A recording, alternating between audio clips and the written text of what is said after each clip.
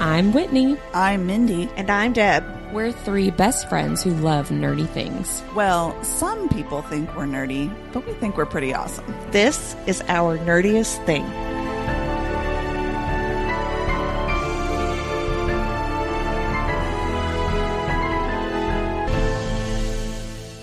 Hello, fellow nerds, and welcome to our Nerdiest Thing. Today, we are going to be talking about our favorite romance tropes. Ooh la la. Ooh. Make sure you listen all the way to the end. We will have an awesome interview with author Jessica Caged. And that's the end of that sentence. I realized I said that like I was going to say more. So I'll help you out here. Jessica Caged is going to be at Imaginarium with us in a couple of weeks. She's a really amazing fantasy author, and if you don't follow her online, she's hilarious. She is really funny. She was really fun to talk to. But yeah, we're going to talk to her at the end of this episode. And that's the end of that sentence. And that's the end of that sentence. Deb, will you please tease our listeners about this week's cocktail? How much do you want me to tease? You're such a tease. Edge. Well, good, because I'm not even going to tell you everything about it. You'll have to wait until Thursday. So this week we're drinking the Midgard Fizz. It's a fizzy bourbon cocktail inspired by that Midgard worm. So if you are a ACOTAR or Crescent City fan, you know exactly what I'm talking about. But I am a little bit concerned because Whitney has never made a bourbon cocktail in her entire life. Are you okay? Like, is this a cry for help? You know how everyone, when Britney was like sequestered, they were like, "Look, she's like pointing to the sky or whatever." Like, wear a yellow shirt. Right. If you're being held against your will. Are you being held against your will in some way? No, I think I did a good job. It's delicious. It's pretty good. Very good. It doesn't taste like bourbon. Even I like it. Well, I looked at her when she brought that in and I said, "I have wine in the fridge. Don't worry." I was ready to take you up on that offer too. I think my wine's like really dry though. I think you probably would have been like, "I'll just have water." That would have sucked for you. Wah, wah. Wah. Well, next it's time for our nerdy news. Woo, woo. I'll go first. I love that noise. I'll go first. Elle Kennedy has her next installment of the Campus Diaries series called The Dixon Rule, Dixon. Oh, I was about to ask. You could see it on my face. I was like, wait, what? Dick. Not Dix in, but Dixon. I bet Dick's in something in that book. Yeah. Absolutely. It came out on May 14th, so just a couple of days ago. And that's, I think, the only one that I have. I thought you were going to go. And that's the end of that sentence. That's the end of that sentence. So this is what happens when we don't record in 2 weeks. We were all like, I don't know what's happening. We got out of our groove. We're just really awkward people. So I can have at least 3 sentences, if that helps. Okay, so I do have 3 books I'm really excited about. So the first one is When Among Crows by Veronica Roth. That comes out on May 14th. And if that name sounds familiar to you, she wrote the Divergent series. And I actually got an audio arc of this book. So when this episode comes out, I'll also post the audio arc review of this. But the synopsis on Goodreads, and I quote, says, "Step into a city where monsters feast on human emotions, knights split their souls to make their weapons, and witches always take more than they give." Ooh. Oh, I know. I'm really excited. That sounds good. Because Divergent definitely has a post-apocalyptic fantasy type vibe to it, but I'm excited to see her go into deep fantasy. And more, I guess maybe this is more paranormal, maybe, with the witches and the souls and everything. But I'm pretty pumped about it. I can't wait. It sounds really good. Yeah. So the second book I want to talk about is called The Honey Witch by Sidney J. Shields.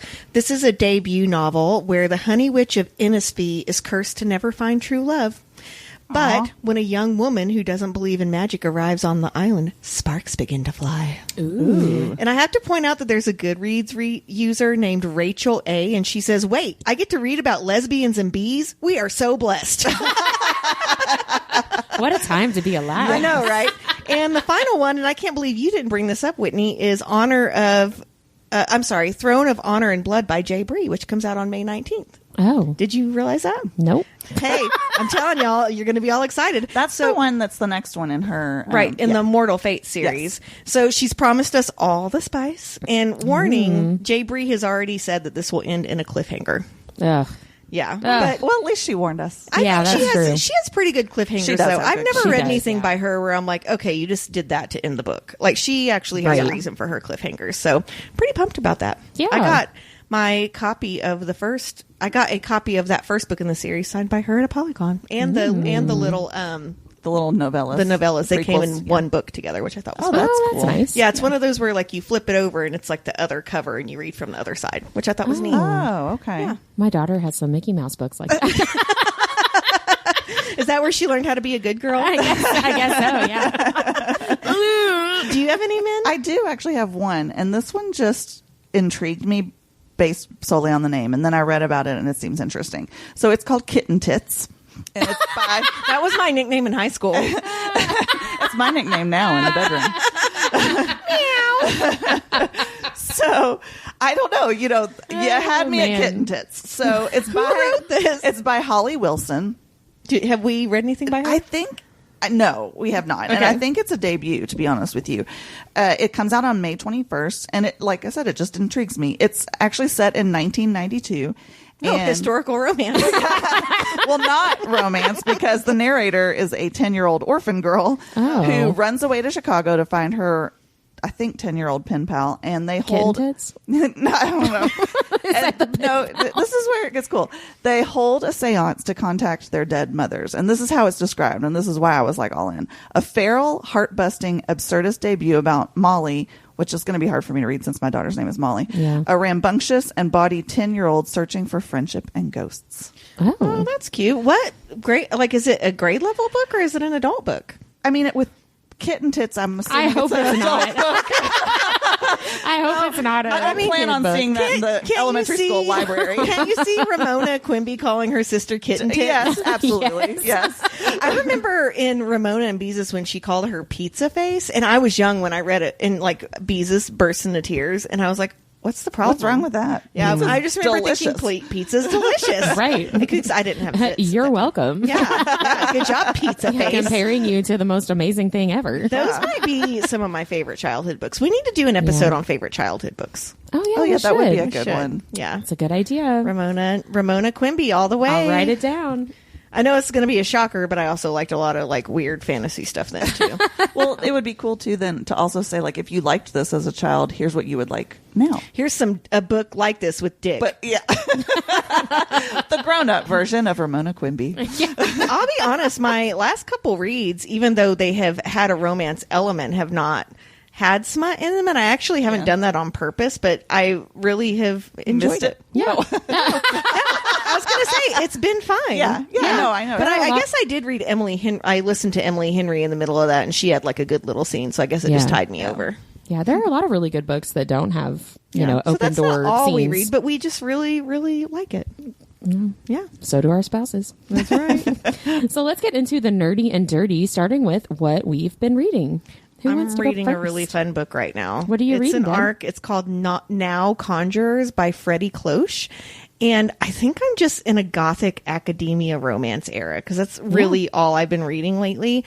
This book is about a coven of teenagers who have unwittingly been making deals with an entity and changing the world for some people with their decisions. Ooh. I'm about 70% through, and it's super fascinating. Fascinating. Tell us all about it. It's super fascinating. Wow, I don't know where that came from. I'm so sorry. We have been talking to a lot of narrators. We have been talking to a lot of narrators. So it's set in a high school, but it's also a queer romance, which is really, really sweet. And like, I'm going to talk in a little bit when we get into our main topic about unrequited love and why I like that so much. So it kind of sounds like a Supernatural episode, right? Like they unwittingly made a deal with the devil or something. I would say it's Supernatural with elements of that movie You. Did you ever watch that with was it Viola Davis that was in that? Where as a little girl on the beach, she goes into this room and goes into this door and like comes back completely different and never speaks again. No. That's a Jordan Peele. It is. Yeah. It's incredibly violent, like scary violent, but it's very thought provoking. Yes. And I won't say the twist is the same of that book, but that's what it reminds me of because this boy keeps going into this like mausoleum and then it turns into like these carnival grounds and there's this guy he goes and like makes deals with. And I mean, I think I'm about 70-80% through right now, and I think it's definitely like the devil. Like, Right, you know what I mean? right. But the twists in it have been extremely interesting. Okay. And so I can't remember when it comes out. I'll put it in the show notes. But thanks, NetGalley. Yeah, it sounds good. Yeah. It sounds interesting. But I mean, that's like all I've been reading lately, and it's been really fun because I don't know. I really have always loved horror books, and that is definitely more on the horror side of things. Yeah. But also, you know, about like changing, like when they make these deals, like it changes things for people, right? So Right, it's right. the whole time paradox and all that. I was gonna too. say it's like when the time travel, when they go back and they change things and it messes things, the butterfly effect or whatever. 100%, which is also a great movie. Back by the to way. the Future. That is such a good movie, and it got like no one watched Yeah. it because Kutcher was in it. It was amazing. I'd say it's in my top 20 favorite movies. Have you ever seen it, Whitney? I have, but I don't know if I actually watched it. Were you making out with Robbie? No. That would have been high school times for Whitney. Oh, yeah, that would I have was been in college. pre-Robbie days. Yeah, yeah. He might listen to this episode, so Oh, okay. we'll have to cut that out. Well, you could have just said you were making out with no one. Yeah. Yeah, myself. Yeah, you were filling yourself up, filling those. Your kitten tits. Oh my god! Anyway, Mindy, what are you reading? Don't cut it out. Don't cut it out. So I just finished the book Strange Love, which I had sort of teased about, I don't know. Stephanie Blaze? Yes, Stephanie Blay. And I'm sorry, Blay. it's- I took Spanish, not French. well, I didn't know that it was that either until I think I'm listening to something by her, and that's how they pronounced it. So she wrote Strange Love, which is it's a hockey romance, not too big on hockey, but it's a hockey player, and it's set in the 80s, and the girl was in a cult, and she comes back, and then she's trying to like have a normal life. It was really good. I really enjoyed it. I can't wait to read it. I'm excited. Yeah. It's one of those where the cover got me. Yeah, it's definitely yeah. got that 80s vibe. It's got a aha take on me vibe kind of, but in color. Take on me. So I really, really enjoyed it. Take me on. So For all of our young listeners. Yes, everyone Look knows it that up on song. the YouTube. dust out your mom's old CDs. Or cassette tapes. Or singles. Singles. Oh my gosh. What was your first single? Oh gosh, I don't remember. I'm thoroughly disappointed. I thought for sure you'd like have that shit framed because if I had mine, I would frame it. Mine was cannot think. Hero by Mariah Carey. It was Depeche Mode, which I can't. My old fart brains. Depeche Mode. It was a Depeche Mode song. Do you the remember single. yours, Whit? I know my parents had cassette tapes of like their music, but I'm not sure that we had any of like what you would kids. So like. you Yeah. didn't like go to Walmart or whatever and look at the single rack and be like, oh my God, I need that song. We did with CDs, Yeah. but not with the cassettes. Yeah. There was something special about that because then you could record over it. This Yeah. is before CD burning. Oh yeah. Right. Put You could- tape over it. Yeah, you Tape- could. tape over the hole. Yeah, so you could record over it. We had all Came the out ways. dirty. And then you'd have to use a pencil eraser when it got caught in the thing Yep. and pull all the tape back into it. Yeah. We're not that What a old. time to be missed alive. out. You know, we do span like how many years between us? So 12. Something like that. Yeah. Yeah, I think so- so. Technically a generation. It's Yeah. 10-ish. Yeah, 10-ish between years. cassettes and CDs. Apparently. Well, let's be honest. I had a couple of 45s. Not the guns. yeah, no, 45 and LPs. What's the difference? So what's the difference between a 45 is not an 8-track, right? It's 40 a smaller. A 45 is like the single of albums. It's Oh, like but they're one smaller, song. right? Yeah, Yeah. and then the LPs are the I long had a playing. Fisher Price thing that played LPs. I actually remember that toy. Wow, we got way off topic. Yeah, we did. Whitney's looking at us like, wrap it the fuck up. God. Well, I do have the book I'm actually reading right now. So I've just I finished Strange Love, and I wanted to talk about it because it was really good. But I'm also now reading an arc by Swati M.H. Oh yeah. And it's called Abyss. It's the fourth one. She's got a series it's like Ascend, Adrift, Ablaze, and I read Ablaze for her also like last year, I think. And this one is. And I wasn't sure I was going to get into it because it's a best friend's dad. Ugh. I know, Sometimes those are good. but My daddy or yours, Whitney. he was 17 when he had her, and they're not like best friends. So I don't know. I'm into it right now. So Okay. they haven't had sex yet, though. So It can be a good read. I'm just saying. I can't remember if I told you all this or someone else, but did I tell you that at Readers Take Denver, the Silver Fox gentleman that's on all the KU books right now was there? No. Okay, first of all, he is like devilishly good looking, like a beautiful man. Is it the silver fox that I showed you guys? Yes. Is it that guy? That guy. So the poor guy, though. Oh, I would have like cried. He did not have a moment's peace at Bless that his event. heart. So they did like Lunch with the Stars, and I sat with Janine O'Reilly, who we're going to hopefully have on the podcast soon. But she was super sweet. But I look over and there's all these women standing up all of a sudden, and I realize they're taking selfies with him. So you can sit with him at the table. And then during like a little pop-up session where people were signing books, he was out there. And I mean, he was a tall drink of water. Very, very beautiful man. I mean, he's getting modeling jobs for covers of books. So And seemed very, very nice. Well, too. that's always good. Yeah, he didn't seem like a dick. There was a cover model there that he was with an author I've not read, but in the picture he had like this long hair and he was beautiful, and he had put his hair into cornrows, and the dude was white also, so I also did not like that. And I'm like, oh, you look like a douchebag. It's like early 2000s Justin Timberlake. Yeah, yeah. But then the third cover model was Stacey Marie Brown's for one of her series, and so I got so flustered I like couldn't find my phone to take a picture with him and Stacey Marie Brown, and he pointed at it and it was on the table right in front of me. And so I saw her at a Polycon the next week and I said, how dare you? And she goes, oh my gosh, what? And I was like, how dare you bring that fine man to your signing? And I made a complete ass of myself. And she goes, oh, he was super nervous. He was so sweet. it's So always sweet. nice when people like that And are Stacey nice, Marie you know? Brown is also probably one of the kindest authors I've ever met too. Yeah. Savage Lands, go read it, friends. Add it to the list. Mindy, did you have anything That's else it. you're reading? That's what I'm reading right now. Well, I read a lot of books, and I'm not going to list.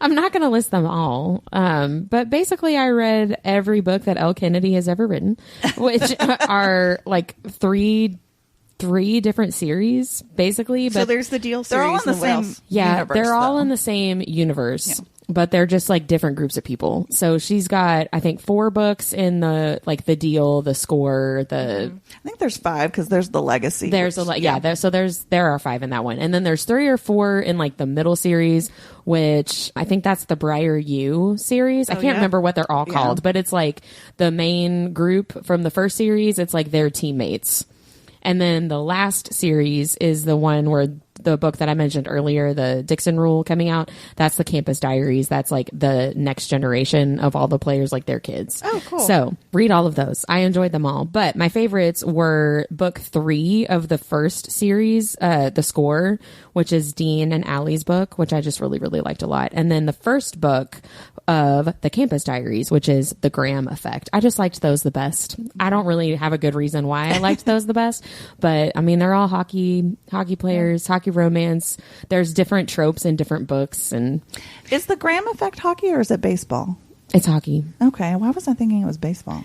I have had the Deal. I bought a copy of the Deal online when it was on sale, and I've probably had it for a year and a half. And I even took it to the beach with me to read. And then, It's good. And then you got Sophie your gothic Lark. horror. Yeah, Sophie Lark got in the way with her mafia romance. Yeah, no, they're all really good. I just liked those 2 the best for no particular reason.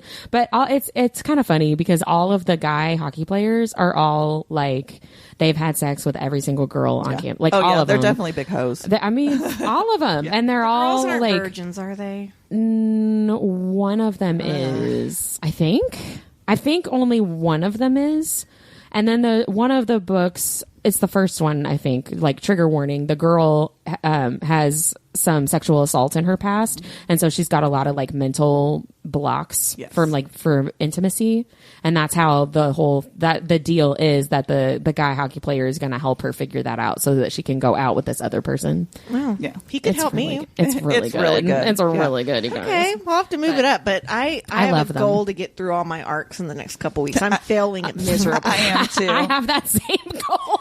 Well, and then like we'll see how it goes. 2 weeks ago, I was like, y'all, I'm not allowed to accept any more arcs. And Deb was like, yeah, good luck with that. And literally 2 days later, I've signed up for a whole bunch more. Well, I go on NetGalley to mark something off, and I'm like, wait! Yeah, me right. too. That's exactly what Tessa happened. Bailey has a new Exactly, book. Gina Maxwell right. has a new book. And that's how I end up with these gothic ones too, because I'm like, oh look, there's someone clawing at that kid's face. That looks amazing.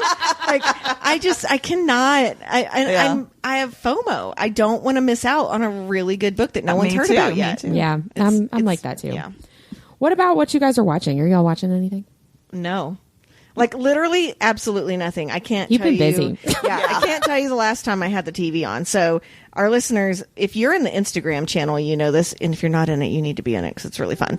But I went to Readers Take Denver. I was home for a day and a half. I went to a Polycon. I came home.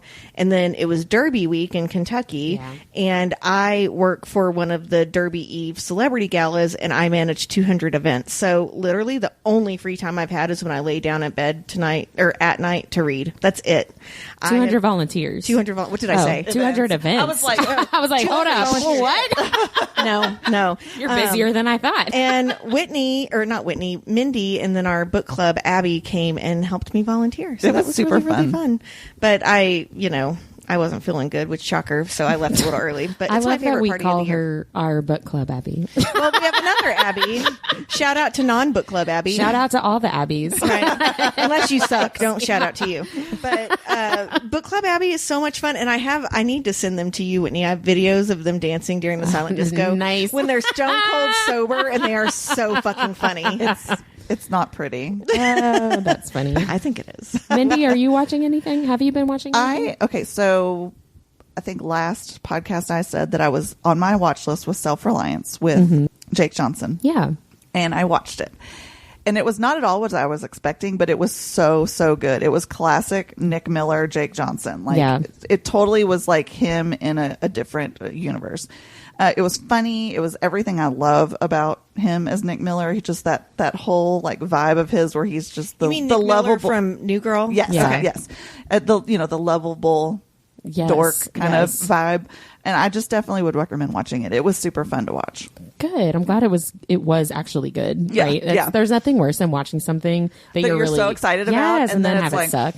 Yeah. I've just been not really watching anything of note, but the Harry Potter movies with my kiddo. We went and saw Goblet of Fire in the theaters. Did he love it? He did really love it. I was really sad I was out of town for that because that's one of my favorite ones on the big screen. Yeah. That's the first Harry Potter that I've actually seen in a theater. Oh, really? Yeah. Because I didn't get into them at all until it was completely done and over with. So I think we're going to try to go to see Order of the Phoenix too in the movie theater. But that's my favorite. Can I book. lob on to your mom Sunday? I'm trying to convince him to just go see it because I'm like, if you can handle Goblet of Fire, you'll be fine with Order of the Phoenix. Like, it's not worse, And he's like, I don't know, I think I need to watch it first so I know exactly what's coming. I'm like, okay, so we'll see. Like the most Hopefully, Whitney thing I've ever heard. I know. That's what Robbie's like. That is your child. But he was really cute at the Goblet of Fire. He was like, oh, this is where he's going to get the dragon egg, and I'm like, yeah.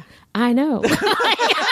I've seen this before. I love when my daughter gets into a book I've already read and she's like, oh my gosh, I just saw this thing online about this. I was like, I know, I read that 10 years ago. Right. Yeah. I've seen all the theories. But cool. One of my work friends is reading Butcher and Blackbird right now. And she keeps texting me and I'm like, oh, just you wait, girl. I love books that I love like that, like Throne of Glass or ACOTAR. Like, I love when people message me as they're reading it for the first time and I get to live vicariously through them. I love that so much.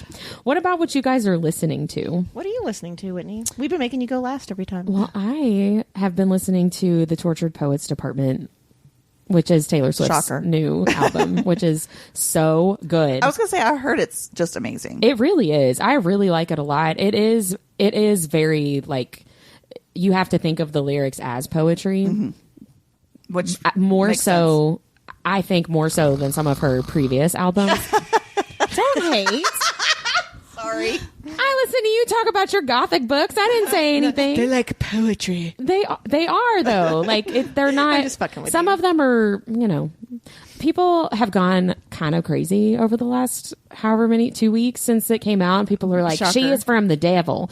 Oh, and good because God. she uses a lot of religious imagery, which if you have ever like studied poems in school, poetry, like a lot of poets use religious imagery. Right. But, it's kind of a universal language. Well, she's, a smart, independent, self-sufficient woman, devil worshiper. Yes, like topple the patriarchy. I do not think that. So it's been very frustrating to see that on her Facebook feed, but it's really good. And she wrote a couple of songs that are very clearly about Travis Kelce, and one of them she talks about him being well endowed, doing stuff to her. Oh, what kind of stuff? That might get me to listen to it. No. Our sweet Taylor taking it from behind. I'm reading between the lines a lot, but she says like, your friends are around, so we've got to be quiet, and I'm trying to literally, like, I'm trying to stifle my sighs, but you're touching me while your friends play Grand Theft Auto. And then she says it's true, swear Scouts honor, and so people are thinking that she's making a reference to 3 fingers doing stuff. Good load. Touch me while your friends play Grand Theft Auto. Okay. I don't necessarily mind. You get yours. That's girl. a very 20-something. Like, I wish you'd finger me while your guys are playing. It's a song called "So High School." Oh, like got you it. make me feel like I'm a teenager. Oh, that's Okay. sweet. It is really cute. I'm just messing with you because it's funny. I do think she's great. His fingers are not slim. Listen, he's a big guy. He is a big Did you know boy. he was at a Derby Guys, Eve party? Robbie listens to these. Stop talking.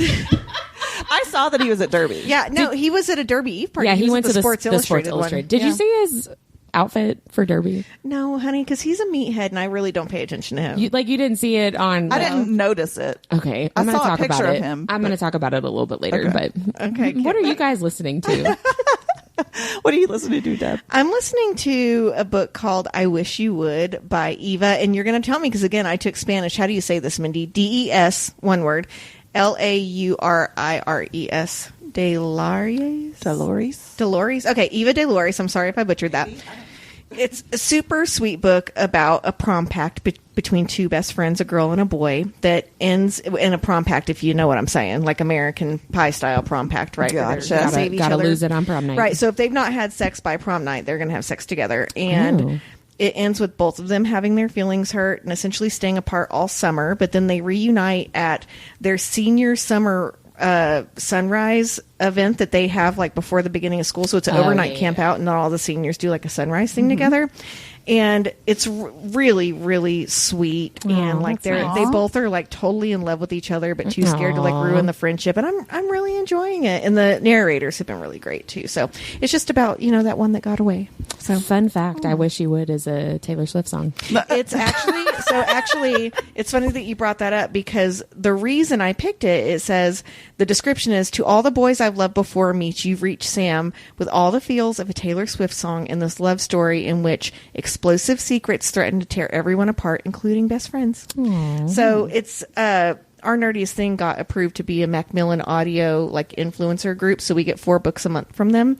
4 books a month, and this was one of them, so I'm really excited about that. That sounds cute. Yeah, I'm really enjoying it. It's a sweet little high school romance. It's not like, ew, they're high schoolers, right? It's like actual feelings you have in high school. Right.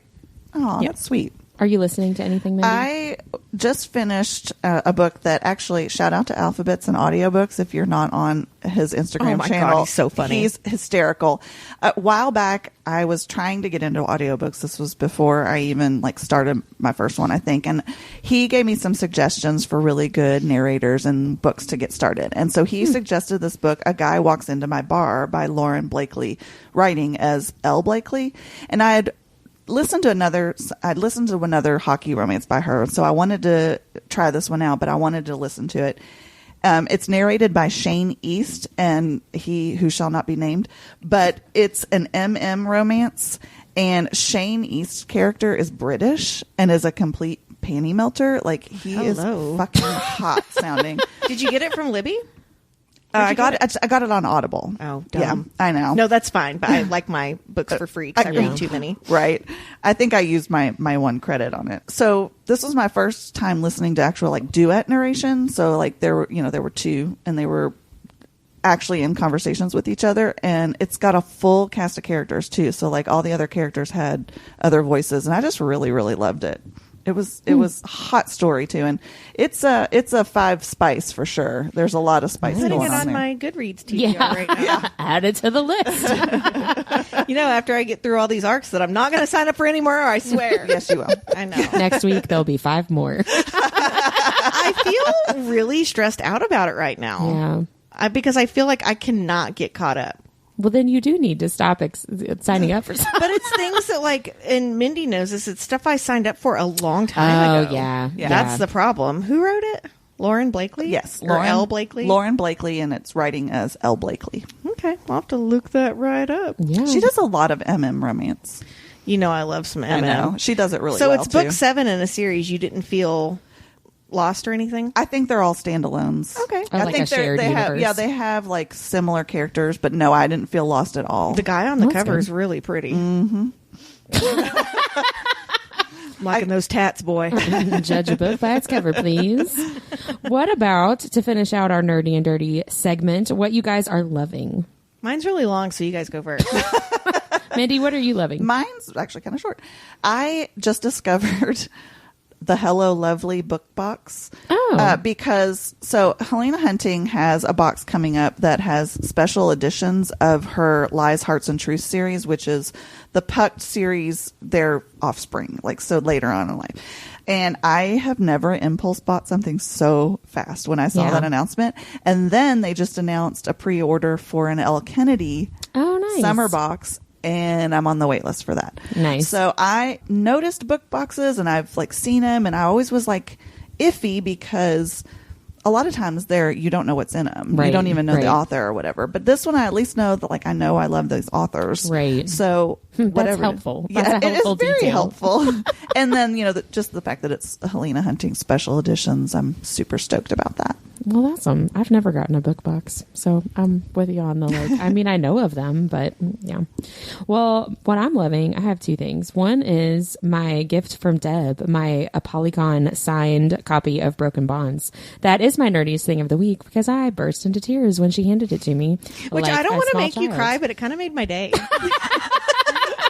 It made my day too. I don't know. I wanted to get you something special. And it was really sweet. Getting to Thank her you. was harder than getting to JLA. That's crazy. Wow. At a Polycon. Yeah. That's really crazy, especially at a Polycon because that's JLA's event. That's crazy to me. But then the other thing that I'm loving is Travis Kelce's derby outfit because he looked really stupid. In my opinion, but also in a lot of people on the internet. And there are BuzzFeed articles of a roundup of people's memes and tweets about it. And it's really, really funny. What's wrong with it? What? There's not anything wrong Is that with what it. our Friday memes are going to be this week? For Maybe. the love of God, Unless please. something else happens between now and then that is better, it's probably going to be some of that. But he kind of looks like a 1920s gangster. Oh.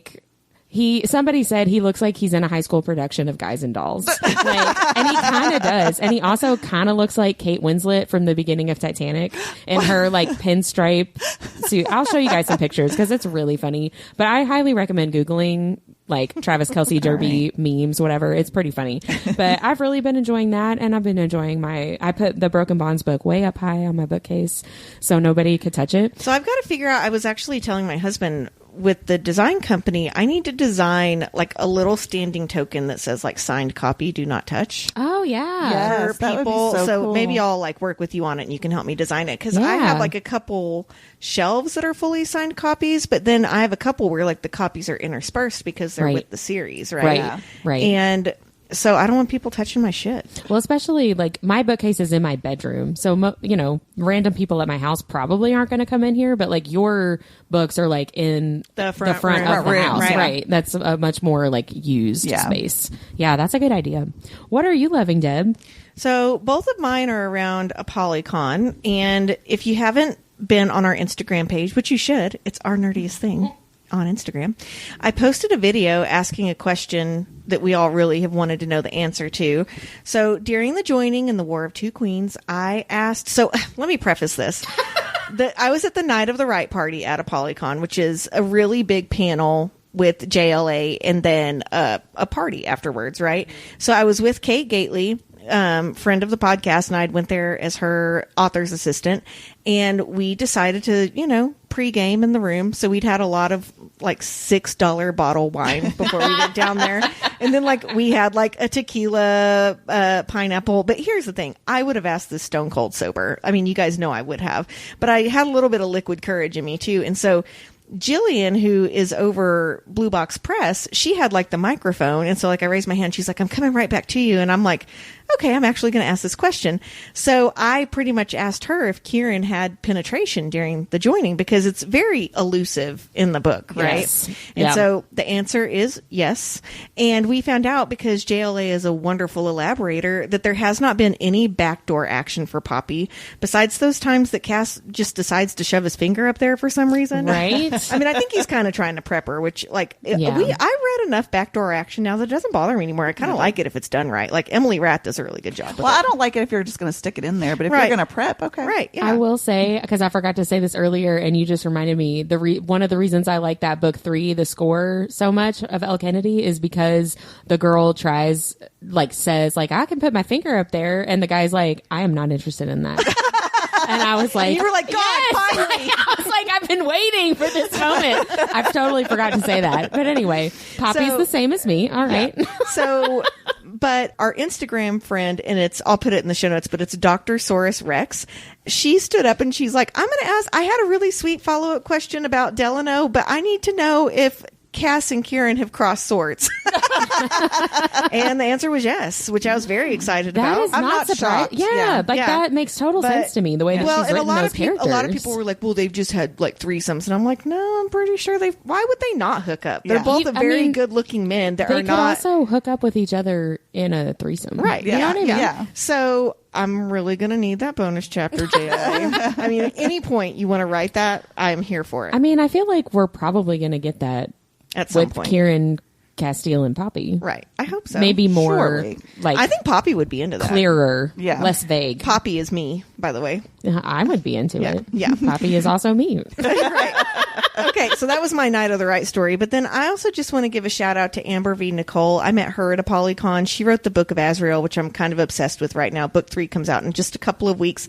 She was so sweet, for the record. And she had these really beautiful gold foiled editions that are now standing upright on my bookcase. But they were really, really nice. Yeah, I really liked her. And just, I don't know, she seemed like a very genuine person. So a Polycon, all around good time. Yay. Loved it. Yay. I don't know who I have to fuck to get tickets, but I mean, thank God for Kate Gately. Good. I wish it was Castile. I know, right? I would do that. I volunteer as tribute. Do either of you guys have a convince me to read this book? I do, and I'll go fast because I have talked a shit ton. Here's the thing. I missed you guys. It's been a while It's since been a long time since we've gotten It hasn't really been that big of a break for our listeners, but for us recording, it has been. Yeah, it really has been.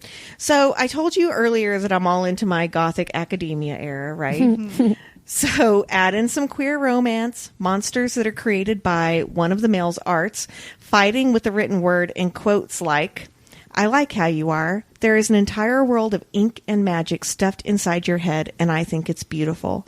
I just wish everything didn't hurt you so. And I'm like swooning. That's nice. So this book is Don't Let the Forest In by C.G. Drews. This is one I have to read. It's so good. I gave it 5 stars. It doesn't come out until October 29th, so it's a bit of ways, but it's right before Halloween, which is perfect because it's very spooky. And you also need to follow the author, their Paper Fury, on Instagram. And this book is just really just magical and does everything right. So I devoured it. It is so good. So yeah, Don't Let the Forest In by C.G. Drews. Go pre-order at Amazon and support a budding author. Yeah. That sounds really awesome. I know. I feel like I need to put that in my calendar. Yeah. And I told someone this, because I was joking earlier with you. I started snoring when you said it's written like poetry. Their book, I'm sorry. I actually don't know what gender they are, so apologies for that. But there are just some very poetic moments, like what they say to each other in that quote that I just really gave. Sweet. And I'm so sorry. I'll quit doing that. They write just really beautiful ways of how to understand feelings. It felt like there were worms bursting out of my chest and so very good descriptive. But almost like body gore descriptive, which made it even more interesting. Yeah. And it does have an HEA, which I did like. So yay. Yeah. Whitney. One of our listeners messaged me about Manacled earlier, and she's like, I don't know if this is going to end in an HEA, and I'm like, I can't tell you. I'm sorry. Yeah, I have a guess about that based on the emotional damage everyone seems to have when they finish reading it. It doesn't end on a non-HEA, but I wouldn't say it ends on. Not everything's perfect. It's probably not a Whitney style HEA. It's not. That's how I felt about Together We Rot. Right. Yeah, I would agree with that. That is everything was all right. Yeah, but like, what are we gonna do now? Like, right, yeah. 100%. Yeah. But the way that Manacled ends, if it had ended any other way, I would have been pissed off. So yeah, you want it to still be somewhat like those characters are. True to the character. Yeah, true to the story. So. Well, now we're into our nerdiest topic. I feel like we've had a full episode already. I know. We have. I missed you all. But we've got more. But wait, there's more. Keep listening. We're going to be sharing, each of us are going to be sharing our overall favorite romance trope. Who wants to go first? Why don't you go, Whit? Well, it will probably be no surprise to anybody who's listened to us for more than one episode. My favorite, I almost chose Happily Ever After, and then I was like, that's not really that much of a trope. I mean, I think it is. I do too. Yeah, well, I went with soulmates. Soulmates, fated mates, insta love, however you want to describe that, right? Mm-hmm. So I just really love that trope, like being... you're meant to be, belong together. And I was thinking about like why I like that so much.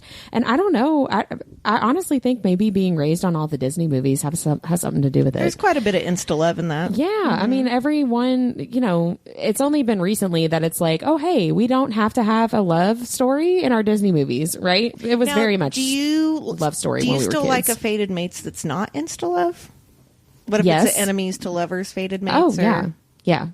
Yeah, it doesn't have to be insta love. I was just thinking more like if it's not a fantasy book, I wouldn't call them fated mates. I would call it more like a Tessa Bailey book is more insta love. Right. But I would still consider them like meant to be kind of. I don't want insta love in all my books, but I do enjoy it sometimes. Like I enjoy it whenever. But if I'm going in for like a palate cleanser, I like it insta love. It just makes me feel happy. It doesn't inside. bother me. I like it too. I think a lot of people just really viscerally dislike it, and that's totally their prerogative. Can't relate. I enjoy it. I'm like, yeah, get to the point. Yeah, awesome. I love it. I love that idea that two people are meant to be together and like are best with each other as opposed to with anybody else. That's because you and Robbie had insta love. Yeah, maybe that's probably true. That's probably true. Shout out to Robbie. He might be listening to this episode. So I've talked about basically every single one of these, not basically, yes, I think every single one of these books. So I'm not going to spend a ton of time describing these.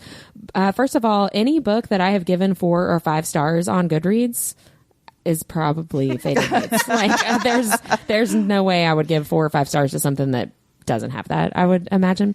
So more specifically, we'll link your Goodreads in the notes. Yeah, it's already in there. So A Court of Thorns and Roses and Throne of Glass are both book series by Sarah J. Maas. Each of these book series have multiple character pairings that are mates, or fated mates, meant to be kind of couples, and all of them are different and great, and some of them are slow burn and some of them aren't. Like they're all different, but they all have that fated mates. Although according quality. to SJM, fated mates are rare. Yeah. Well, rare in the world that she in the created, human world, but not in her books. Yeah. The bonds that tie.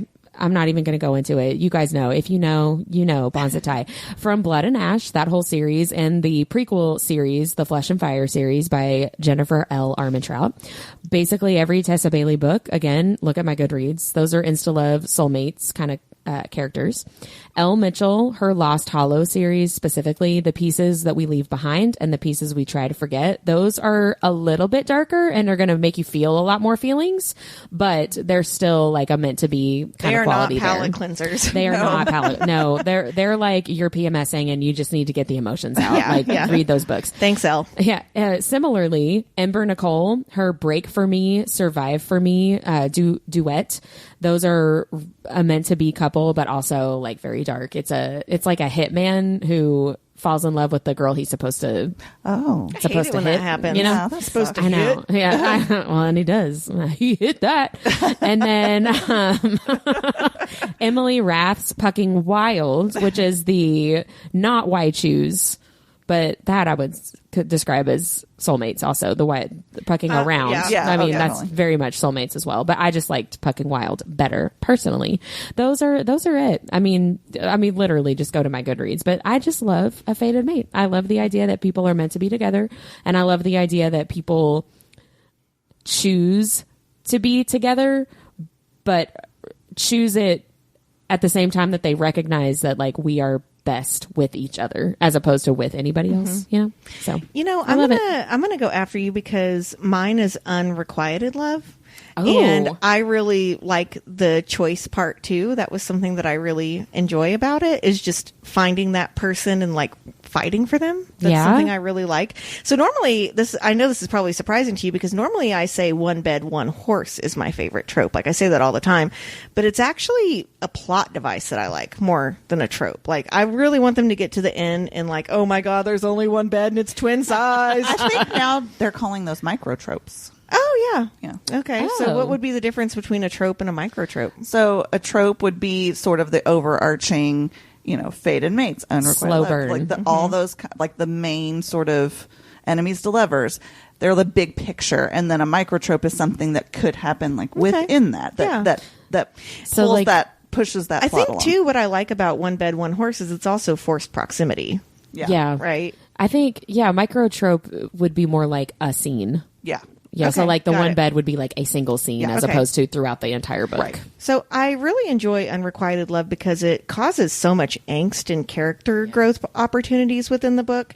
And one of my favorite points of view while reading is falling in love with someone at the same time the character does. It's just a really wonderful escape for me, which is why I think you also like Fated Mates. It's kind of the same thing. Yeah. And I mentioned this earlier, but I find myself reading a lot of queer romance as of late because queer authors who write these books really paint a picture not only of how hard it is to admit your feelings for someone, but also of how hard it is if you don't know if that person has the same sexual orientation as you, which adds a completely different layer to romance, right? And like having feelings for someone and not being able to tell them, and that anxiety being scared, of that, right? So I love watching the characters find themselves together and then find themselves independently, right? Which queer romance does that a lot. So my favorite angsty, unrequited love books are what I mentioned earlier, Don't Let the Forest In by C.G. Drews, Jay Breeze, The Bonds That Tie series, which again, I know we bring up all the time, but the relationship growth in those books is really top notch. Yeah. My third one is the Priest series, which is Priest, Sinner, and Saint by Sierra Simone. It follows three siblings that have turned to religion to almost hide from love and sex. And I like these books because the author takes you on a journey where they each find love and can still have their faith. She's not faith bashing in these, right? And then finally, the entire Bridge Kingdom series by Danielle Jensen is all about unrequited love, like almost every single book is. But I especially love the relationship between Zara and Karis, who are both their incoming royalty for over feuding kingdoms. So he's going to be the king. She might be the empress of hers if she's like called the heir for hers, but their kingdoms have been at war for like centuries. And there's not a release date for the next book in that series yet, and it's kind of killing me. Yeah.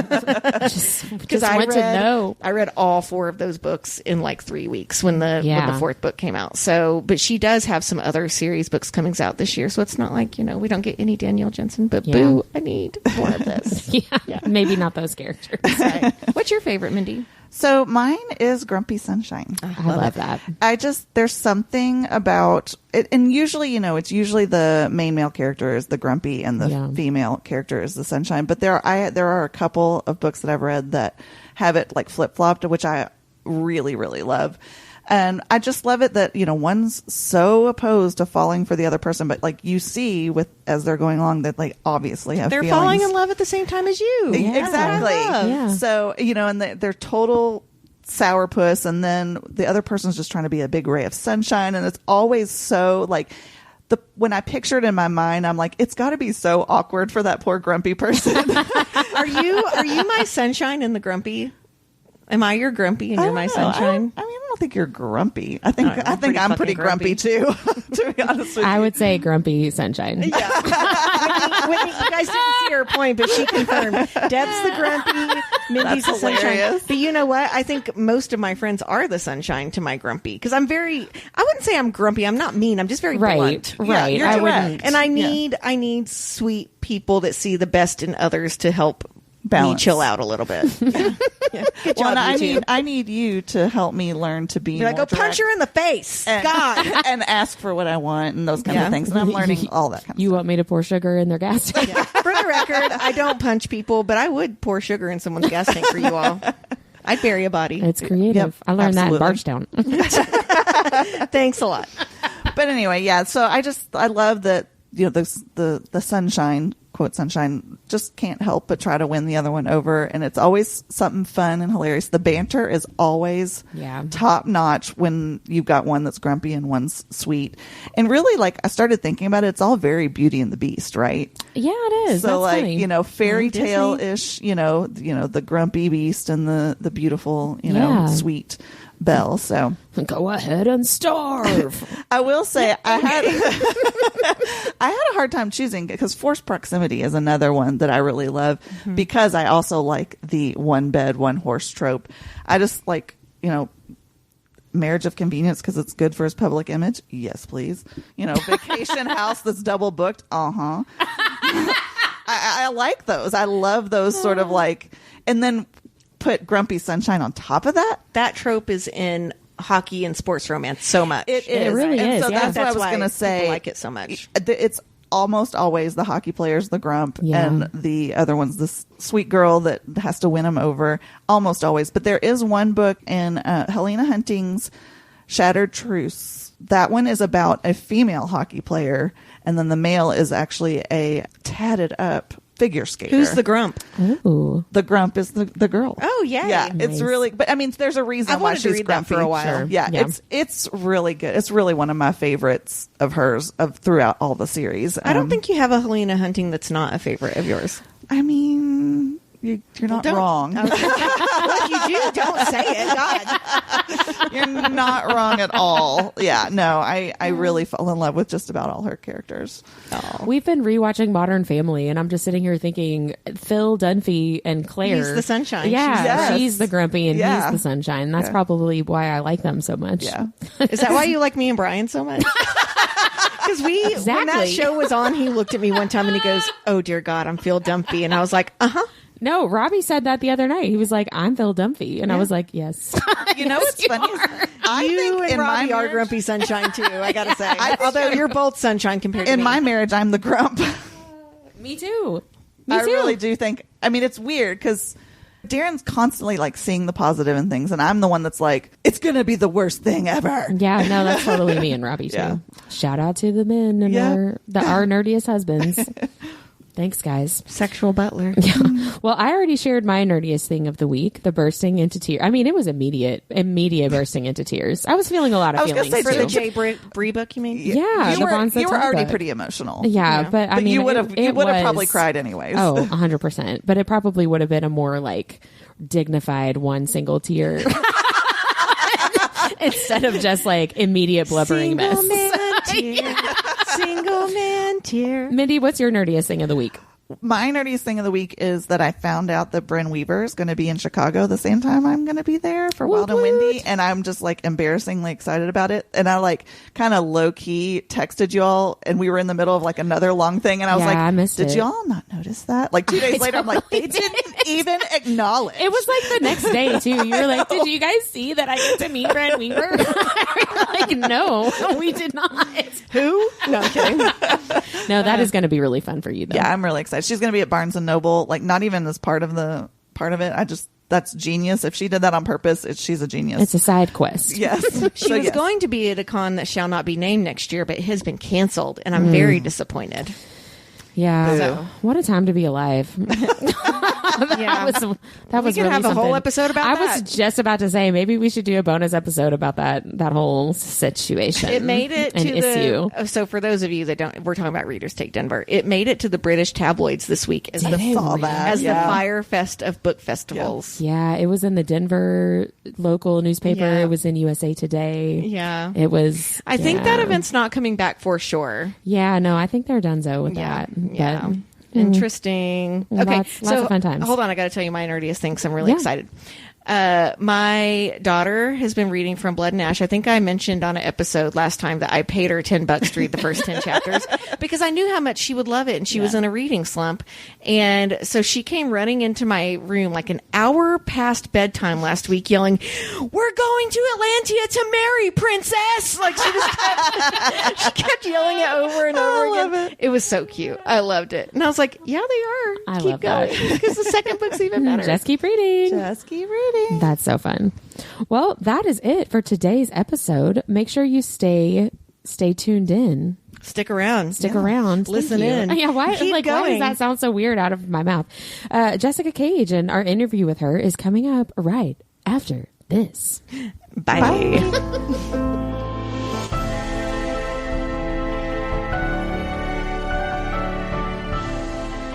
Hello, fellow nerds, and welcome to our Nerdiest Thing. Today we are live with a very special guest, author Jessica Cage. Jessica is an international award-winning and USA Today best-selling author. Born and raised in Chicago, Illinois, writing has always been a passion for her. She dabbles in artistic creations of all sorts, but at the end of the day, it's the pen that her hand itches to hold. Jessica had never considered following her dream to be a writer because she was told far too often there's no money in writing. So she chose the path most often traveled.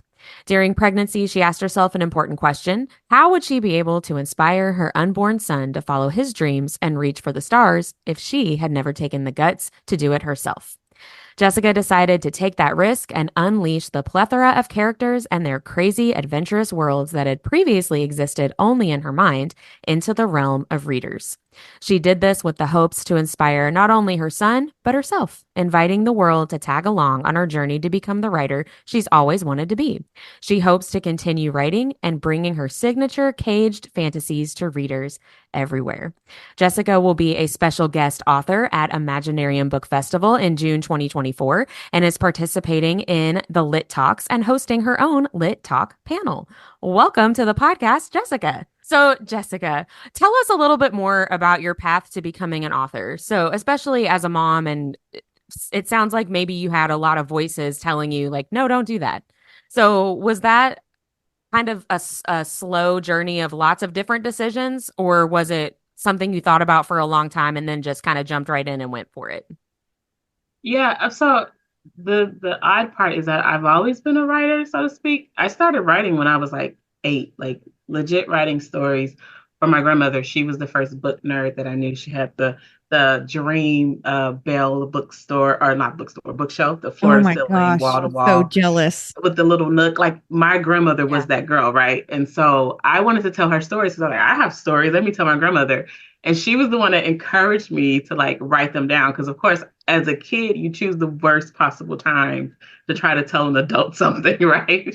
So my grandmother was like, just write it down and I'll read it later. But the thing I think that worked is that she actually read them, or we would read them together, right? And that encouraged me. And so at a young age, I was like, I'm just going to write stories for my grandmother. She was the one that encouraged me to actually take that into school and like enter competitions and stuff like that, right? But when it came time for me to choose a career, I come from a poor family, and the poor family was like, writing is not it. We need you to be making money. We need these bills paid. So I went to school for business administration, and I built a career in that world. But it felt very hypocritical to be like, I'm going to have a kid and tell them they can do whatever they want and they can follow their dreams. And my dream is definitely not project management and data analytics. Like that is not the dream for me, right? And so actually while I was pregnant, I did finish writing the first book that I had ever started with intention of like putting it out into the world besides letting my grandmother read it. And I finished it while I was pregnant with him. And I self-published it 6 months after he was born.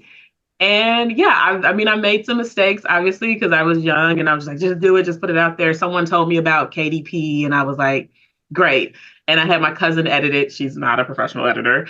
My brother made the book cover, and that was the first publication I ever put out, right? Obviously, since then, I have learned the proper ways to do everything. But it was that start that like really got me out there. Because of that first book, I actually found my first editor. She read it and she was like, I love the story. Who edited this? Like, can we work together to make it better? And I'm so happy. How did she politely say that without offending you? Like, that's such because it's ballsy to reach out to someone and be like, this is awesome, but who the hell did this for you? Please let me help you. Very great with the words. She's like, hey, like she literally slid into my DMs on like Facebook and was like, hey girl, I found this book and I really love it. Are you open to me making some suggestions?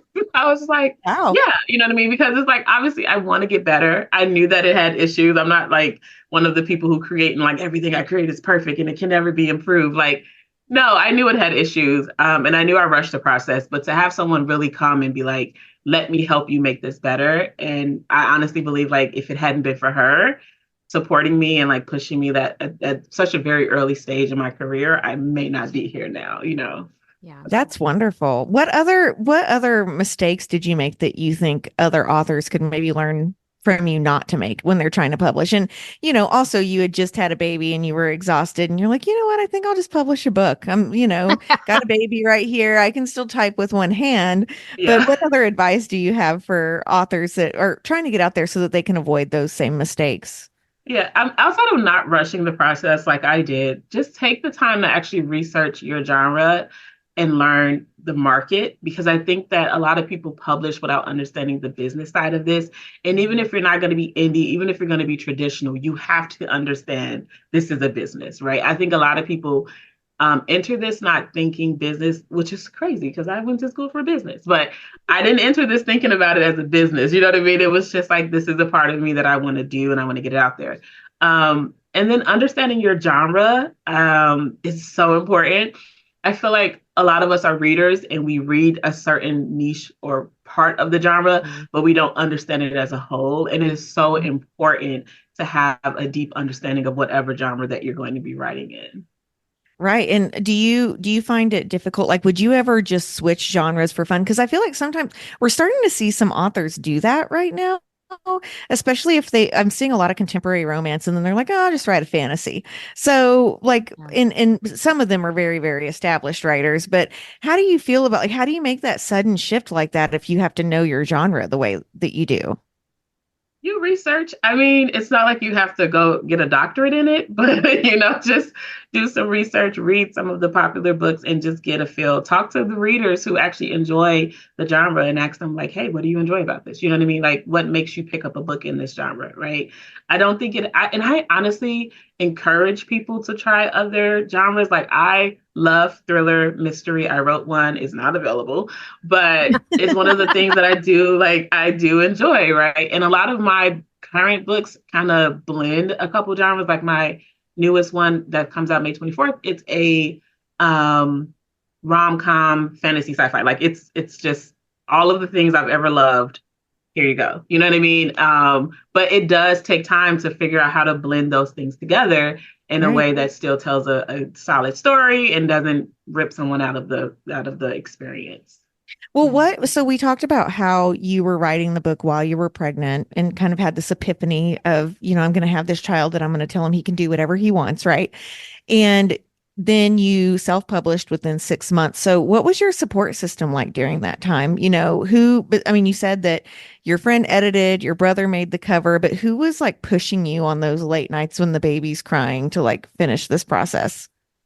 I did not have a difficult baby. I had one of those trickster babies that's supposed to like be very nice so you have another one, but I was like, I got you and I'm not having another one. It's just the one. But like my son, like I had to set alarms to wake me up to wake him up to feed. Like that's the baby I had. Like if he we'll have hurt to be himself, careful about posting that because you might make some people mad. Yeah. Moms get all like aggressive about that stuff where they're like, well, lucky you. Like, what I mean? Congratulations. Like, I think that's awesome. But yeah, I mean, it worked out. Like, honestly, I got woken up. Our neighbor had a baby like 2 weeks after I had my son. I would wake up to her baby crying and be like, oh my God. And then I look over and he's just like chilling. And then I would be up because the mom instinct kicks in. And then I'm like, well, I guess all right. Yeah. Well, so the neighbor baby, I guess, was my support system and cheering me on, like, get up and write. Is he still a sweet angel baby? Well, he's about to be 14. So he's a angel man child with a beard and almost 6 feet tall. But yeah. Yeah, my son just turned 12 and like he's got like his like first little like girlfriend crush and stuff. And I'm like, when did we get here? Like it's so weird, right? To see these little people become actual people. But you're wise to stop at the one and done because Whitney and we both thought that our firsts were really easy. And we were kind of the opposite. We had a second one and we were like, man, the first ones were kind of hell children. Like we were like, it is easier than this. So, yeah, I love that you said that though, because we have so many friends that have had like two and they're like, we can just handle another one. And then their whole world collapses. Yeah. So Yeah. So you mentioned the new release that you have coming out in a couple of weeks. I accidentally summoned a demon boyfriend, and you have used a lot of your online presence to really push this book. So can you tell us some about the book and then how you marketed it, and also if I can get it at Imaginarium, because that's very important to me. Yes. So yeah, it will be at Imaginarium. I think this will actually be the first event that I have this book at. Oh, great. So yeah. But the inspiration for this story just kind of came out of, I don't know, being 30 and wanting to read about a character who's not 20 something, you know what I mean? And like wanting to read a character that feels relatable to like where I and some of my friends are in life, right? A lot of my friends are successful, like they're doctors and lawyers. Like I have some really dope friends, right? And some of them are still single and they're like, what is in the water? Because dating is horrible, right? And then there was a TikTok that I stitched a year, maybe 2 ago. I do these like stitch prompt videos where you'll see a video and then it'll cut to me like typing and it like the story that I would tell. Those. And there was like a couple that were like around like women and demons and stuff. And it kind of like came together where I was like, I want to do something fun and light and sexy again, because a lot of my readers are like, hey, you brought us in with sexy mermen and then you are like making us cry every other title. Can we get sex again? False like, advertising. Bring back the merman. Like, we just want some spank tickle pickle, as I like to call it. Oh my gosh, I love that. So I have to ask then, if we're going to talk about stank tickle pickle, is there anything interesting about your demon boyfriend in this book? Because that's the big thing right now. I feel like with monster romances that the peen has to be like very original. So does your guy have anything about him that we should be forewarned about? It's adjustable and it revs like it. I'm into this. Revs. Keep going. It does like so imagine if you had a toy and the things that a toy can do. Vibrations, rotations, things of that nature. And is this man available? I'm happily married, but you know. Will he be available at Imaginarium? Right. Is he going to be signing? If he is, I'm not. I will be in my room. Like Jessica was going to be at this event. Like, well, she did check into her hotel. We haven't seen her though. That's something about a pickle, something tickle, adjustable revving item. Yeah. So your readers are going to be very excited to hear this then, that loved your merman, right? Yes. Okay. And the ARC readers have been enjoying it. And I've had a lot of comments about the rotating pickle, as they're calling it right now. So. Oh, how fun. How fun. So it's interesting that you say that about the FMC being over 30, because we just recorded an episode about FMCs over 25, because especially in the fantasy world, I'm really tired of 19-year-old virgins. Like then all of a sudden they're a queen and they know how to run the world, or they've had sex once and now they're a porn star. And I'm like, that's not really how this works. And you know, we're all in our 40s now, and so I'm like, also my daughter is 17 and I don't want to read about a 19-year-old having sex. It grosses me out, right? And so I love that you are doing this. So how old is she in the book? She's 36. Oh, wonderful. Raina's like established. She has a business. Like one of the things is like, you know, she gets taken away by the demon and she's like, who the heck is going to pay my bills? Like I have, you know, clients waiting. Like she has real life concerns. And I think that that's one of the funniest parts of like Raina, like running from a demon and like talking about how her knees are hurting. Like, it's like, I'm getting up here. I can't be doing that. So is it too spoilerly to tell us like how she ends up summoning him, or is that a big part of the book that we need to just keep reading? No, it's literally how I've been promoting it. So the whole premise is that Raina is a book girl. She's like a fantasy romance lover. She gets drunk one night and actually reads a spell from a romantasy novel that, you know, the character of the novel she's reading says the spell and gets her perfect man, right? So Raina's drunk. She just got from some terrible days. She's like, you know what, whatever. I'm going to play around with this little spell. It's going to be a little fun. But then it works, just not the way it did in the book. And she ends up with Matisse. So. Oh, I love that. Well, so you talked a little bit about your social media, and, you know, even before we met you at Imaginarium, we were following you because I really enjoy your stitches where it goes from that and then like your writing, right? And it's almost like Dear Diary, which I really enjoy. So do you have any advice because I mean, especially indie authors, you all have to do all of your marketing, right? Which is so difficult. So do you have any advice for those people that are maybe a little bit more introverted? Like, how do they find their niche to get people to go like, that's pretty brilliant, and I want to follow them on social and see what they're doing every day? Yeah. So I actually have given a couple classes now about social media, which Oh, seems that's really great. weird to me as someone who struggled to market for a long time. But I feel that I'm a goofy person in real life. Like I once said I was going to be a stand-up comedian until I realized I had stage fright. So I was like, ugh. But now I can like bring that part of myself to social media and people connect with it because it's genuinely who I am. And my advice is just find something that genuinely feels comfortable and repeatable for you, right? A lot I've had people who see what I do and they're like, how do I do that? And I'm like, do you want to be in front of a camera cracking jokes? Because if not, don't do what I do. It won't Right. work. At least it won't work long term for you, right? Mm-hmm. So first you need to be like seeing what works for your genre in marketing, right? Because what works for my genre may not work for a horror author. It's just Mm-hmm. not gonna, the vibe isn't the same, right? So I always tell people like, just spend some time on social media, whatever platform it is that you want to use. Spend some time just looking at what other people are doing and then think of ways that you can adapt it, not copy it, because we don't want a bunch of copycats, but how can I adapt this format and make it my own? There are authors who are wildly successful and never show their faces. Right. It can be done. So, I see people like, oh, you do this and you're on live, that because that works for who I am as a person. But if Right. you're someone who doesn't even like talking to people for 5 minutes, you probably don't want to do a live. You know what I mean? Like, let's not even start down that path, right?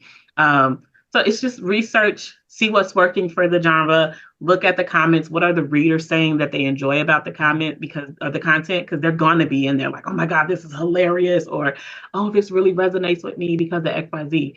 Listen to the readers and then let that kind of drive what you're doing. I know everyone's like doing reels and TikTok, but you can do pictures and just pretty music and graphics and stuff like that if that's something that works with you. But I think the most important thing is to really use the hook of your book to market, right? So like with the new book coming out, the hook is like mid-30 single girly with bad luck in dating. You know what I mean? Like that alone is the hook. And then of course now the rotating pickle, now that more people have read it and they're talking about it and, they're starting to, slip out spoilers about tentacles and stuff like that, right? So then I can start pulling that into my marketing and those are hook points. Because there are some girlies out there that don't care about this girl being 30, but they want to know all about that pickle or they want to know what they did with those tentacles. Like, how did that play in, right? So you use the hooks of your book, whether you're in front of the camera or not, and that's how you draw your reader in. I think there's so much pressure when you see something work for someone else to be like, oh, well, that's working. So that's what I must do. And I like what you said about authenticity. Do what feels really comfortable for you. Because, I mean, for us in particular, being awkward is our authenticity, right? Like we are introverted book nerds. And sometimes my daughter is like, Mom, that is so cringe. And I'm like, I know, right? Like that's like 100% who we are, right? And I think that people, when you are trying so hard to emulate someone else, it feels forced, right? And it's never going to be your niche. So I love that you said that. And for real though, I really do love what you do with the stitches. I think they are so funny. Thank you. So we talked a little bit before when we were at Imaginarium last year about your signature Caged Fantasies. So can you tell us a little bit more about that, maybe for people who haven't read those yet, and just how unique those stories are? Yeah, so I have always loved the idea of mixing things. So a lot of time I work with a lot of hybrids in my stories, and my stories are a lot more character driven. So someone told me once that my books are like a good gateway book to get into fantasy. So if you're not like a hardcore fantasy reader, yeah, like my books is a good way to go into it. And I love that because I have introduced so many readers to fantasy who are like, I never read fantasy. And then like 6 months later, they're like, reading the big drag, like Brandon Sanderson's type books. And they're like, I'm like, girl, I thought you didn't read fantasy. But they're like, I read your book and I couldn't leave the space, right? So they're character driven. All of my main characters are POC because obviously I'm a Black woman and I wanted to see more of that in the world. I love fantasy and sci-fi growing up, thanks to my mother.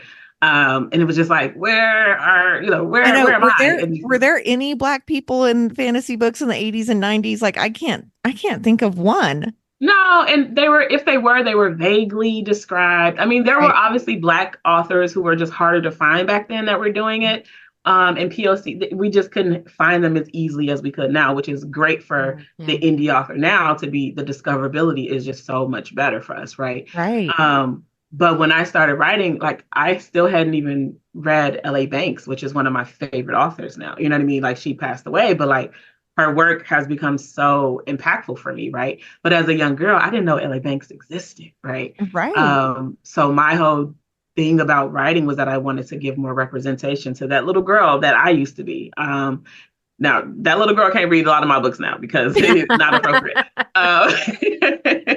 But there are other authors writing age appropriate content for her. Right. But yeah, so my stories tend to be more character driven and talking about characters' growth, especially with women, because like we said, we get the damsel in distress and we get the woman who's like, snap a finger, now she's a queen. And I Uh-huh. really wanted to represent the journey of women in every stage of their life, whether they be the young girl just starting out, trying to figure out how to become the powerful woman, or in the case of Raina, the powerful woman who has the business, the car, the money, but like love is just not quite there yet. You know what I mean? Like I want to be able to explore every facet of ourselves. And that's what I do with my stories. I know this is silly to say, but thank you for doing that. I think it really needs to be done. And thank you. And I can't wait to read this book. I mean, seriously. And now that you said tickle pickle and rotate and all this, I'm like very, very excited. So we did say we're going to see you at Imaginarium and this book will be there. Is there anyone going to Imaginarium that you're so excited to see and that maybe you might fangirl a little bit over? It's crazy to say this, but it's the other authors. I do shared world collections. Mhm. So I did one, and I haven't met a lot of them in person. I think I've met two of them in person. So I'm going to be fangirling over the people that I spent 2 years together virtually writing the Eldritch Trials with, which I'm Right. so excited about. And what Obviously, there are authors other are authors. those? Which Sorry. authors are those? E.M. Lacey, Hmm. D.L. Howard. Hmm. I'm trying to think. Delicia's not going to be there, but one day I'll meet her. K.R.S. McIntyre, Kish Knight will be there. Yeah. So we'll all be there. It'll be six out of the seven, and we actually have in the goodie bags for readers. They're going to get little cards where they can catch all of the authors. It's going to be like Pokemon, but for the Eldritch authors. So Fun. That's That fun. is so cool. What a wonderful idea. Well, now we're going to be fangirling over like Pokemon Go at yeah. Imaginarium. So Yeah, way each to bring author will have a creature card because all of our books is about a different creature in this right. world. So. Way to bring the nerds right back into the Yep. nerds, Jessica. That's a wonderful idea. Well, we're going to go into our nerdy and dirty speed round, and these are just some quick questions, and just answer the first thing off the top of your head, okay? And I'm probably going to add a couple, because knowing what your book's about now, so I hope you don't mind. Okay. So, number one, what are you reading? Oh, what's the name of it? Currently, This Wicked Fate by Kaylin Bayron. Oh my gosh, I love her. I love Yeah. her book so much, and she'll be back at Imaginarium too, won't she? Is she coming I back don't this know. year? I'll have to look at that because I met her there I guess last that's year. who I'll be fangirling over because I am Yeah. in love with her writing Yeah, now. she's wonderful. So on the opposite end, what are you listening to? A lot of reggae and 90s music. Okay, what kind of 90s? Like what? Like Brandy, Tony Braxton. Like it's the vibe of the books, like the new book that I have coming out. She Fun. was very much a 90s girl, and I'm still kind of writing in that world. So I'm still vibing with the 90s right now. I feel like every summer I pull out Motown Philly by Boys to Men, and the kids are like, God, Mom. And I'm like, no, God, roll down the windows. This is going to be amazing. I promise. Like, we don't get it. Okay, so talking about tickle pickles, so if we're going to go by the guy in your book, if you could only choose one, would it be a rotator or a vibrator?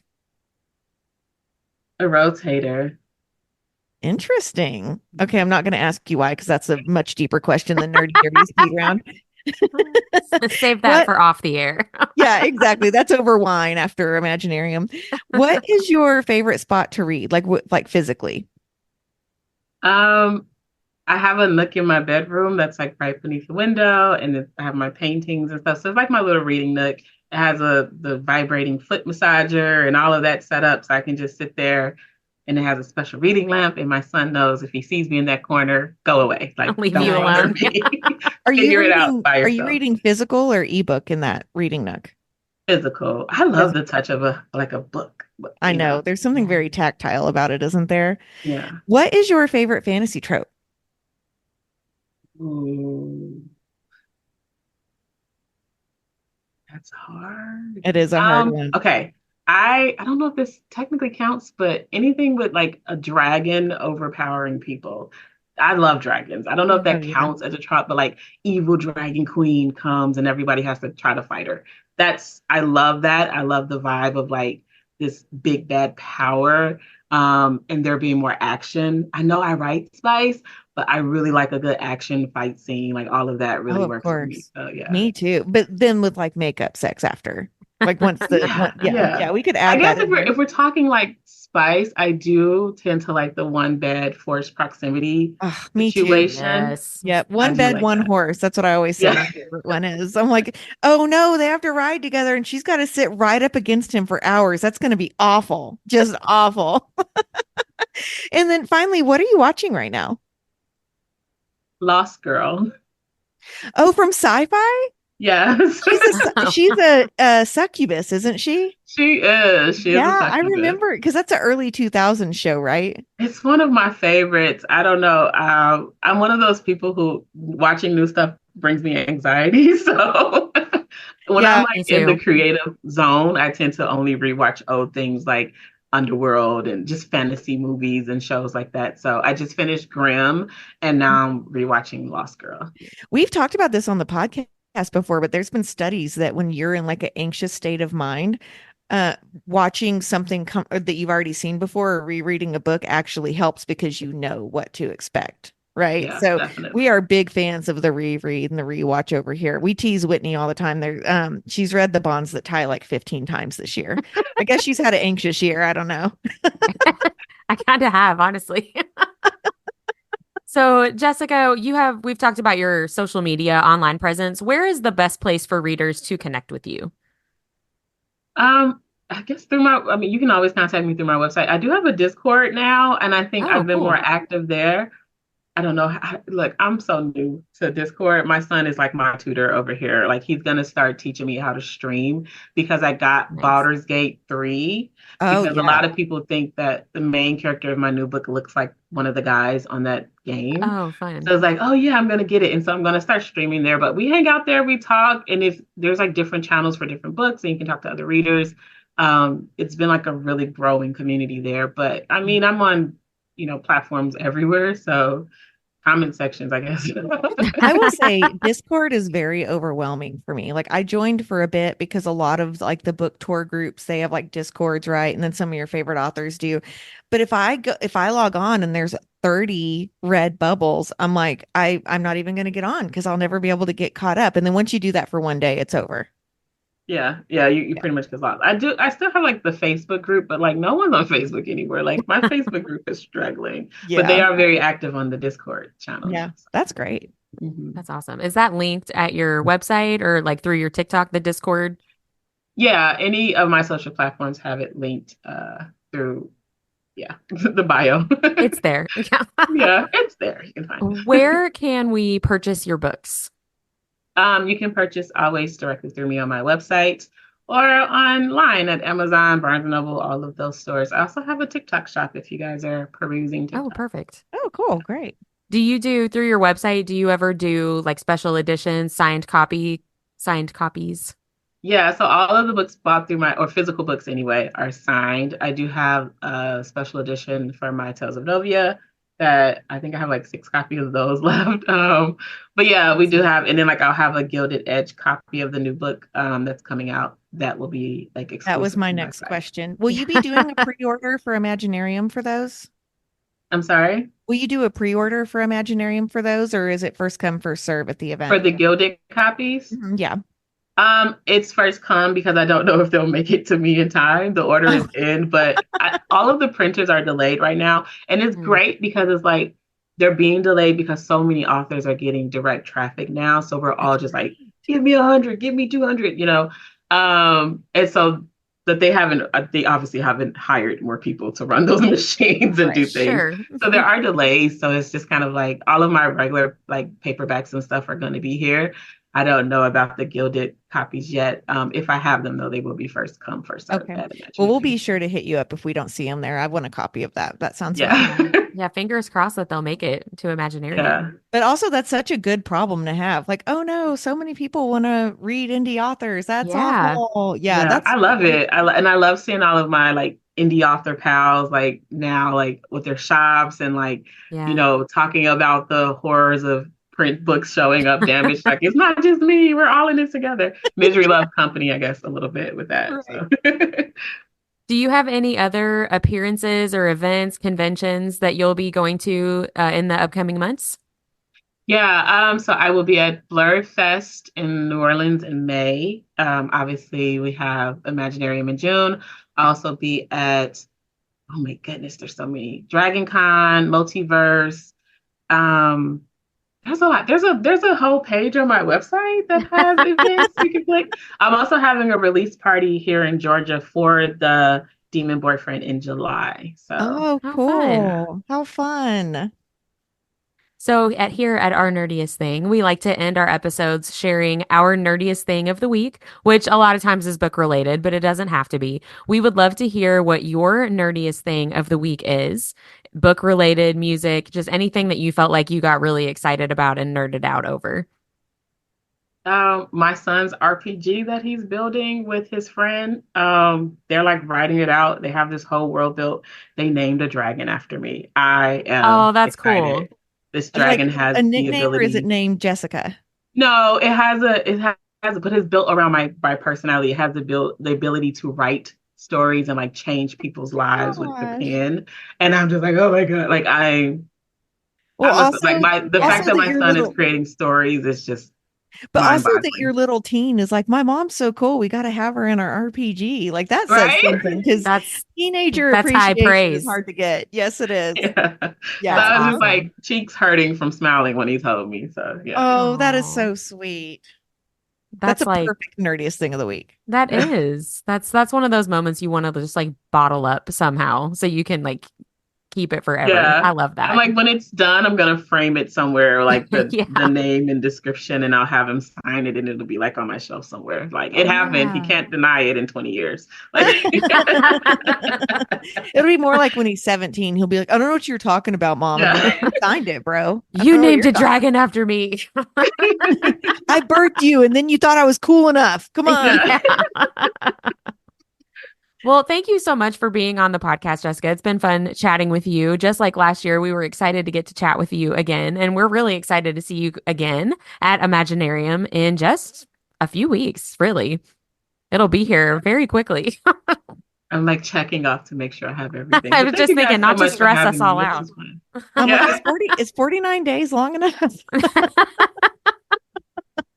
We can do it. Yeah, goodness. Well, thank you again, Jessica. It was such a pleasure, and can't wait to see what your panel's about too. That's going to be really fun. Thank you. Yeah, and we'll chat soon. All right. Thank you. Okay. Bye. Thank you so much.